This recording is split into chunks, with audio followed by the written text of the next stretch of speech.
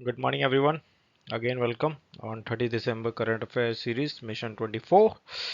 So, already everyone knows whosoever is preparing for the UPSC 2024. 26 मई को आपका pre है. Few days I can say left, not the few months.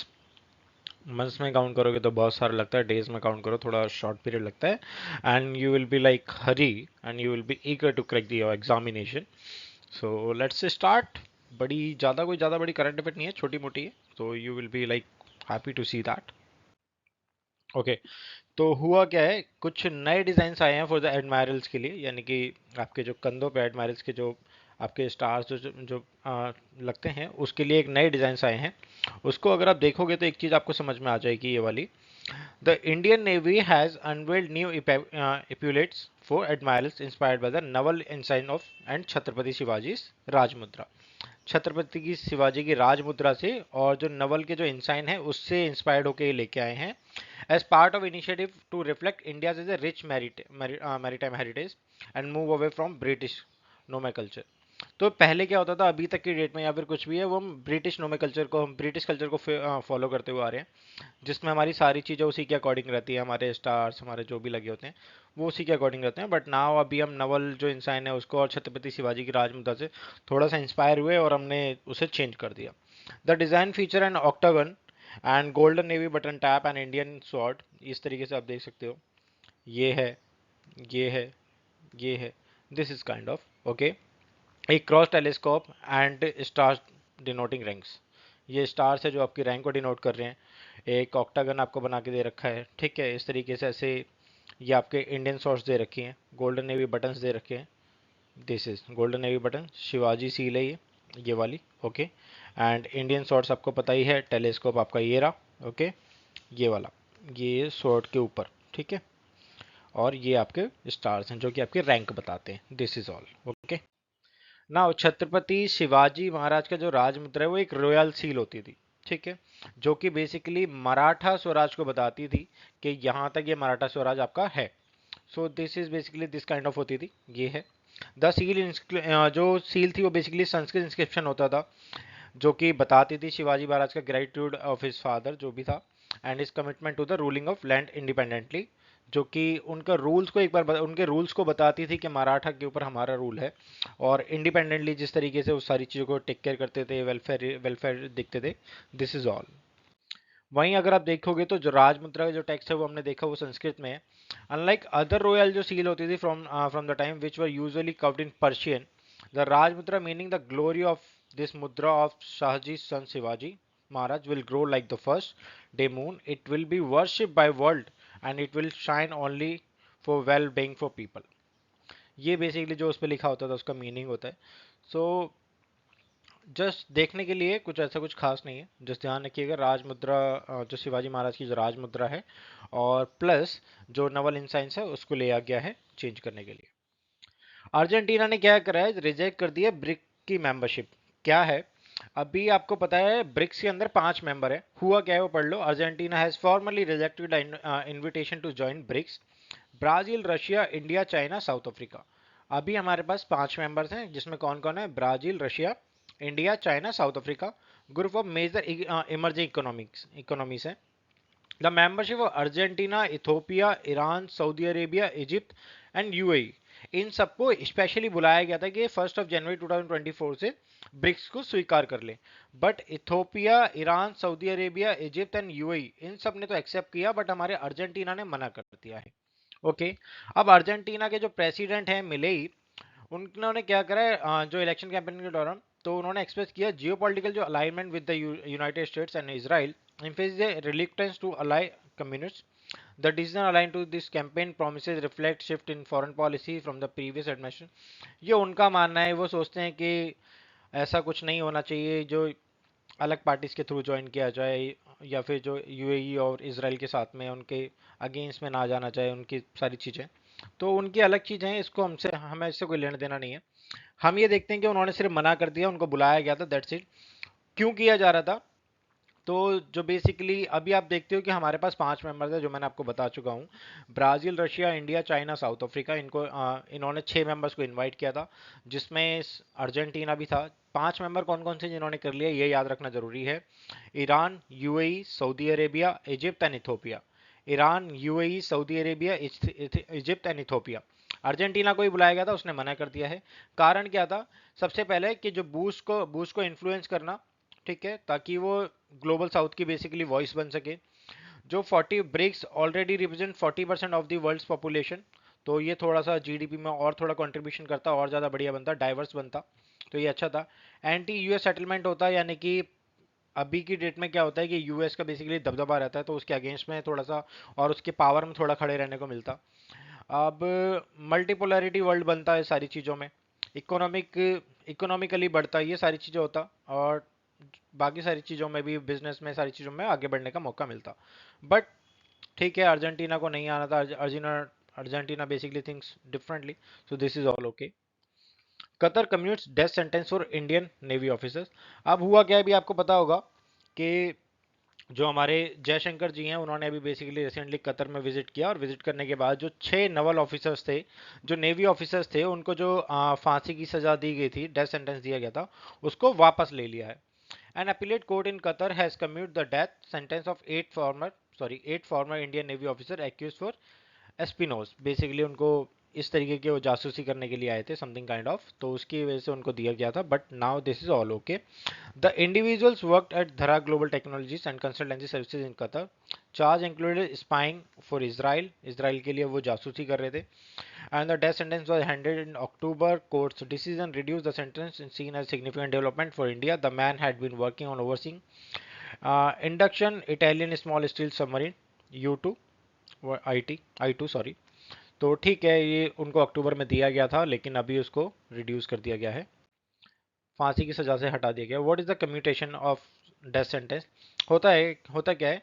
Commutation of a death sentence refer to the reduction or alteration of original capital punishment. Capital punishment क्या होती है कि आपको life time के लिए आपको इम्प्रिजमेंट दे दिया गया है, इम्पोज, अब उसकी जगह आपको डेथ सेंटेंस दिया जाएगा। This is impose as a convicted individual instead of execution. Punishment in change to the less severe form, often lengthy prison form, life imprisonment, तो उसकी जगह पे आपको डेथ सेंटेंस दिया जाता है। अब क्या है बेसिकली, अगर आप प्रोविजंस देखोगे तो कॉन्स्टिट्यूशन प्रोविजन क्या कहता है? जो प्रेसिडेंट है आर्टिकल 72 के अंदर has the power of grant pardon offence against union law, punishment punishment और सेंटेंस बाय कोर्ट मार्शल और डेथ। ध्यान रखना, जो कोर्ट मार्शल की ये जो पावर है, ये सिर्फ और सिर्फ प्रेसिडेंट के पास है, गवर्नर के पास नहीं है। तो ध्यान रखना है, इसमें दो होते हैं, प्रेसिडेंट के पास भी ये पावर होती है, गवर्नर के पास भी होती है। तो इसमें सिर्फ और सिर्फ ये गवर्नर के पास है, सॉरी, प्रेसिडेंट के पास है, गवर्नर के पास नहीं है कोर्ट मार्शल को चेंज करने की। पार्डन क्या होता है? Basically remove sentence and conviction absolve from all sentence punishment and disqualification, यानी कि उसको माफ कर देना, जाओ तुम्हें छोड़ दिया गया। Commutation basically substitution of harsh punishment, यानी कि आपकी कोई बहुत ज़्यादा सख्त आपकी कोई सजा थी, उसको बेसिकली कम कर देना, जैसे कि डेथ सेंटेंस को रिगोरस इंप्रिजमेंट कर देना, उसको हटा के आपको सिर्फ और सिर्फ आपको सजा काटनी है, आपको अब मारा नहीं जाएगा।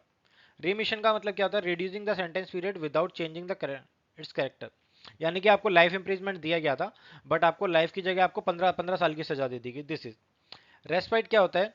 Avoiding a lesser sentence due to special circumstances, आपको किसी भी केस में कम सजा दे देना, this is basically respite. Reprieve क्या होता है? Temporary stay for sentence execution to seek pardon और कम्यूटेशन। ओके, आपको टेम्पररी किसी चीज के लिए छोड़ दिया गया है, ताकि या फिर आप या तो माफी ले सकें या फिर कम्यूटेशन कर सकें। कम्यूटेशन मैंने आपको बताया था, सब्स्टिट्यूशन ऑफ हार्श, यानी सख्त सजा से थोड़ी सी उसे कम कर देना, दिस इज काइंड ऑफ। अब judicial stand on pardoning powers क्या है? Maruram versus India, union of India मामला जो था 1980 का, उसमें power under article 72 exercise on the advice on the central government, advice binding for the president.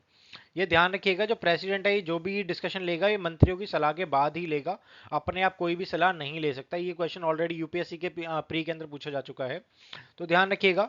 UPSC का जो भी क्वेश्चन होता है वो आपके लिए जरूरी हो जाता है, आपके लिए पढ़ना, प्रीवियसली पूछा जा चुका है, तो कहीं ना कहीं आपको घुमा फिरा के पूछा जा सकता है। वहीं अगर आप एक और चीज देखोगे तो एक और केस है, इपोरू सुधाकर वर्सेस ऑर्गेनाइजेशन, जो मामला है, granting clemency can be changed challenge in court on grounds of arbitrariness mala fide lack of application mind omission of something, ठीक है, जरूरी नहीं है आपका।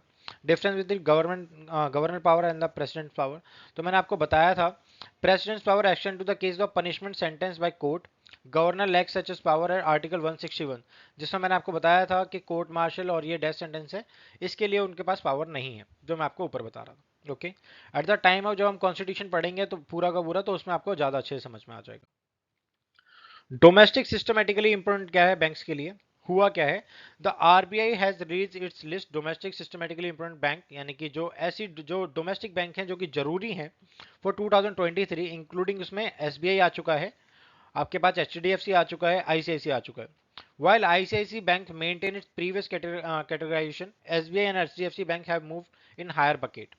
ध्यान रखना, डोमेस्टिक सिस्टमेटिकली इंपॉर्टेंट बैंक जो है framework aims to enhance the resilience of finance system by assigning additional common equity requirement on the systematic important banks. अब इंपॉर्टेंस बैंक कौन सी होती है, बेसिकली ये समझने की जरूरत है। आरबीआई ये जो लिस्ट निकालती है वो क्यों निकालती है, इसका रीजंस होता है। अब मान के चलो आपका, आपके घर के अंदर, आप एक घर के अंदर रहते हो जिसमें आपके 3 लोग कमाने वाले हैं, जिसमें से आप ये फाइनलाइज करोगे कि इसमें से ऐसा कौन सा इंसान है जो अगर नहीं भी चले तब भी हमारी चीजें चल सकती हैं। तो वह अब आप ये देखोगे कि आपके पास आपके फादर साहब हैं, उनके उनके उनके नीचे आपके बड़े भाई हैं, फिर उसके नीचे आप हैं या फिर कोई और काम कर रहा है। तो अगर आप नहीं भी करेंगे तब भी आपके घर की जो व्यवस्था है, इकोनॉमी है, वो चलती रहेगी। तो आप ये फाइनली ये डिसाइड करोगे, तो डोमेस्टिक जो सिस्टमेटिकली इंपॉर्टेंस है आपके घर के अंदर, वो आपकी क्या है, आपके भाई की और आपके फादर साहब की है। तो उसी तरीके से आरबीआई ये लिस्ट जारी करती है कि कौन सी बैंक ऐसी हैं जो कि 2023 की सबसे ज्यादा जरूरी रही। तो उसमें आपके पास एसबीआई, एचडीएफसी और आईसीआईसी बैंक रही हैं, जिनके रहने से आपका जो कंट्री का जो फाइनेंशियल सिस्टम है वो अच्छे से चलता रहेगा। ध्यान रखना, बैंक का लूज होने का मतलब है, बैंक का डिफॉल्ट होने का, इंसॉल्वेंट होने का मतलब है कि पूरी अर्थव्यवस्था खराब हो जाना। ओके, तो वहीं पर अगर यहाँ पर एक और चीज मैंने आपको बताया, तो आईसीआईसी बैंक की जो प्रीवियस कैटेगराइजेशन थी उसने उसको मेंटेन करके रखा, जबकि एसबीआई और एचडीएफसी थे वो हायर कैटेगरी के अंदर मूव हो चुके हैं, हायर बकेट में। चलते हैं नेक्स्ट पे। तो इंटरनेशनल स्पेस स्टेशन क्या है, Russia and US space agencies Roscosmos और नासा। रोस्कोमोस किसका है स्पेस एजेंसी, रशिया का है, और नासा आपको पता है यूएस का है। Have agreed to extend then collaboration on delivering crew to ISS until at least till 2025 as announced by Roscosmos। अब क्या किया है यूएस एंड रशिया दोनों, आपको ध्यान रखना, यूएस कभी किसी का सगा नहीं हुआ है और इसके ऊपर भरोसा नहीं कर सकते हैं। They US always like eager to fight with the Russia, but at the moment जब भी उसको पता चलता है कि मेरे फायदे की चीज है, ही always move, finally he came with the Russia, कि अब उनको ये लगता है कि आईएसएस के अंदर उनको अपने क्रू मेंबर्स भेजने हैं। तो दोनों ने कोलैबोरेशन करने की सोचा है और करने के बाद अब 2025 तक वो यही काम करेंगे। तो ध्यान रखने की चीज ये है, हमारे पास आईएसएस के अंदर क्रू मेंबर भेजे जा रहे हैं। दूसरी चीज ये है कि रशिया की जो स्पेस एजेंसी है उसका नाम है रोस्कोमोस, और यूएस की का नाम है नासा। जापान की क्या है ये आप मुझे बताओगे, इंडिया का आपको पता है इसरो है। This decision is aimed at maintaining the reliability of the ISS and ensuring the continuous presence of the representative from both agencies on the Russian and American segment। तो ठीक है, इनका बेसिकली मेन क्या है कि वहाँ पर जो रिलायबिलिटी है आईएसएस के अंदर वो बनाई जाए, और जो कंटिन्यूशन ऑफ प्रेजेंस है रिप्रेजेंटेटिव की आईएसएस के अंदर उसे बना के रखी जाए, ताकि अच्छे से चीज़ें चलती रहें। आईएसएस को लॉन्च किया गया था 1998 के अंदर during the period of increase US Russia cooperation post cold war. Cold war आपको पता है अप्रोक्सीमेटली 25 से 30 साल तक अच्छे से चलता रहा। उसके बाद में जब वो ठंडा पड़ा उसके बाद ये दोनों साथ में आए और उन्होंने आईएसएस को लॉन्च किया 1998 के अंदर आपस में मिलके। Has been a rare area of collaboration between two countries, ऐसा कुछ बहुत रेयर हुआ है कि दो कंट्रीज ने मिलके अगर यही काम इंडिया चाइना करें और एक ऐसा स्पेस स्टेशन भेज दें, तो this is basically unique for us. तो सेम उन्हीं के लिए है। अगर आप देखोगे तो सेम चीज है, आईएसएस क्या करता है, ISS is a complex international scientific and engineering project, largest human made structure in the space, serving a laboratory for new technology and observation platform virus. Basically ये एक अच्छी खासी लेबोरेटरी का काम करता है वहाँ पे, जहाँ पर वो कुछ अपनी अच्छी खासी इंजीनियरिंग दिखाता है और सारी चीज़ें आपके लिए कैप्चर करके आपको बताता है। तो ये बेसिकली अगर आप देखोगे तो जो इसका एल्टीट्यूड है 400 किलोमीटर है, सर्कुलर ग्लोब बेसिकली 90 मिनट्स के अंदर जो कवर करता है। स्पीड है 28,000 किलोमीटर पर आवर के हिसाब से चलता है, ऑर्बिट के अंदर है। और जो कंस्ट्रक्शन है बेसिकली आपको पता है तो जो इसका फर्स्ट मॉड्यूल था was constructed by the place of orbit, जो कि जर्रिया जिसे हम कहते हैं, launch in 1998। It was eventually build by 5 space agency, जिसमें कौन कौन सी 15 कंट्रीज थी। 5 एजेंसीज थी। जाक्सा मैंने आपको बता रहा था जापान का है, कैनेडियन की जो स्पेस एजेंसी है, और वहीं जो यूरोपियन स्पेस एजेंसी है, इन सब ने मिलकर इसको 5 एजेंसीज थी जिन्होंने इसको बनाया था, जिसमें नासा है, सॉरी यूएसए है, रशिया है, जापान है, कनाडा है एंड यूरोप है। ओके। आईएसएस का जो वेट है वो बेसिकली ऑलमोस्ट 400 टन है। Covers area big as football pitch, इतना एरिया कवर करता है। Russia is responsible for the making courses correction and the station orbit, ensuring it avoids and कुछ भी अगर दिक्कत होगी और उसके लिए सारी चीज़ों के लिए रशिया जिम्मेवार रहेगा। सो दिस इज ऑल, आप स्क्रीनशॉट लेके आराम से पढ़ सकते हो। This is not that much important for you, तो बस आपके लिए जानना जरूरी है। आपको ये ध्यान रखने की जरूरत है कि दोनों ने अभी क्या डिसाइड किया, और जो आईएसएस था वो बेसिकली 5 कंट्रियों की एजेंसी से मिलकर बना था, जिसमें आपके पास कौन कौन सी है ये आप ध्यान रखेंगे। न्योरा वैली नेशनल पार्क कहाँ पर है, सिंपल सी बात है, ये समझने की कोशिश करो और क्या क्या चल रहा है ये देख लो। ठीक है। ये रेसेंट इमेज कैप्चर की गई है ट्रैप ऑफ कैमरास के द्वारा Neora wildlife national park के अंदर। In the hills of West Bengal has confirm the presence of royal Bengal tiger in altitude 10,509। तो इस लेवल पे जाके रॉयल बंगाल टाइगर को देखा गया Neora wild life sorry national park के अंदर। अब ये कहाँ पर है, वेस्ट बंगाल के अंदर है। सर्वे जो बताता है वो ये बताता है कि more than 10 tiger in the area recent camera के अंदर इनको देखा गया है। ठीक है। This is Neora valley national park, Kalimpong district, West Bengal के अंदर है। एस्टेब्लिश किया गया था 1986 के अंदर। रिच बायोलॉजिकल जोन है with diverse flora and fauna, जीव जंतु अच्छे खासे पाए जाते हैं। This park is home to the red panda known as the its rugged inaccessible terrain. तो रेड पांडा यहाँ पाया जाता है, इनएक्सेसिबल टेरेन है बिकॉज कई बार दलदला होता है, इस वजह से इतनी जल्दी नहीं जाने दिया जाता। लीची क्या है, नेशनल रिसर्च सेंटर ऑन लीची हैज सक्सेसफुली एक्सपेंडेड लीची कल्टीवेशन टू 19 स्टेट्स। तो लीची का जो कल्टीवेशन है वो बढ़ा दिया गया है। अब जो कल्टीवेशन है कमर्शियली इसका कहाँ कहाँ होता है, आंध्र प्रदेश के अंदर होता है, तमिलनाडु के अंदर होता है, कर्नाटका, उत्तर प्रदेश, हिमाचल प्रदेश एंड कुछ मोर डिस्ट्रिक्ट सॉरी स्टेट्स के अंदर होता है। तो ये है आपका लीची का। अब लीची के बारे में अगर आपको पढ़ना हो तो बेसिकली नेटिव है, जो नेटिव है वो है साउथ ईस्ट एशिया की। मेंबर है सोपावेरी फैमिली, जिसे बेसिकली सेपिंडा डिके कहते हैं। इट इज ऑल्सो लीची इस तरीके से प्रोनाउंस किया जाता है। लीची सेंसिटिव फ्रूट होता है, basically influence temperature, rainfall, humidity, soil condition. Market में है, खा लो, लेकिन ध्यान रखना लीची को इतना इजीली आप कहीं पे मार्केट से लेके आओ। अब एक पैकेट में आता है आपके पास, 100-150 रुपए का वो पैकेट आता है, आप उसको डायरेक्टली कंज्यूम मत करो। आपने डायरेक्टली लेके आया और लेके आने के बाद आपने सिर्फ पानी से धोया, नल के आगे लगाया और यूं साफ किया and you just started eating that. So don't do that, this is not good.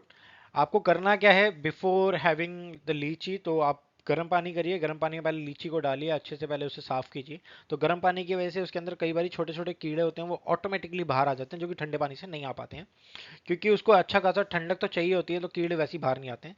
तो ये मेन रीजन है। तो आप उसको थोड़ा सा गर्म पानी में रखिए, तब साफ करके तब खाइए। Okay. The fruit primarily grow होता है बेसिकली फुट हिल्स के अंदर, Himalaya, Bihar, contributing nearly 40% of India लीची।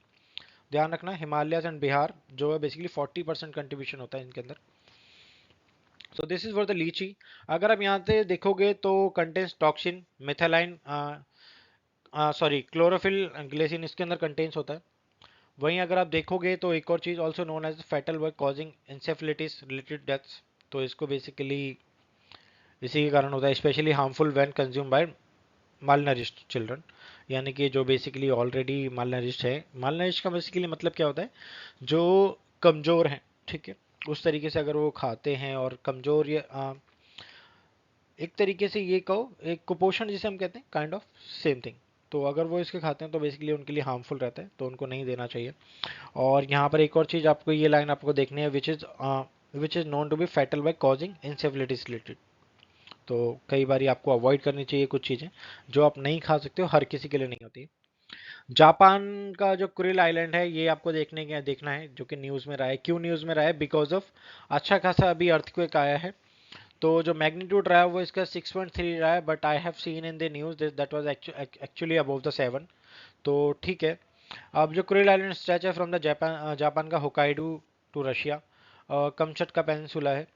तो इसे देखने की जरूरत नहीं है, इसे छोड़ दो, सिर्फ ध्यान रखो अब देखने की जरूरत क्या है, ये है, ये होकाइडो है। ठीक है। यहाँ से ये कुरिल आइलैंड है पूरा का पूरा, ये कमचटका है। ओके, सो दिस इज, ये आपको देखने की ज़रूरत है, और इससे ज़्यादा कुछ समझने की ज़रूरत नहीं है, ये सारी बेकार की चीज़ें हैं, तो जाने दो। सो ये था आपका आज का डिस्कशन। तो आशा करता हूँ आपको लेक्चर सही लगा हो, अच्छा लगा हो। अच्छा लगा हो तो प्लीज़ लाइक एंड सब्सक्राइब कर दीजिएगा, और प्लीज़ फॉलो एंड शेयर कर दीजिएगा, ताकि आपके लिए और बढ़िया रहे। डेली ऐसे नए नए लेक्चर्स में, नई करंट अफेयर्स में आपको मिलते रहेंगे। Thank you so much. आज के लिए मिलते हैं दोबारा एक एक नए लेक्चर में और नई कहानी के साथ। Thank you.